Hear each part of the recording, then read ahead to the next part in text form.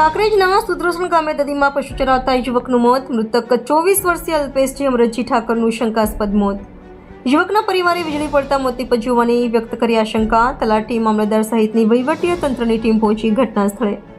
મૃતકને થરા સરકારી હોસ્પિટલે પીએમ અર્થે ખસેડાયો. સમગ્ર મામલે યુવકનું મોત કયા કારણોસર થયું જેને લઈને તપાસ હાથ ધરી. અમારા ભાઈનો છોકરો હતો, ભેગી સારવાર હવારમાં ગયો ને આકાશમાંથી વીજળી પડી, એનું મૃત્યુ થયું. બરાબર, એને દવાખાને લઈ ગયા.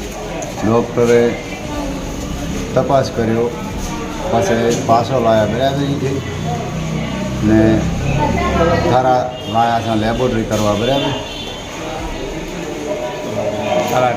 તલાટીને જાણ કરી છે, ટીડીઓને જાણ કરી, મામલતદારને જાણ કરી, થારા પીએમ કરવા માટે લાયા છે.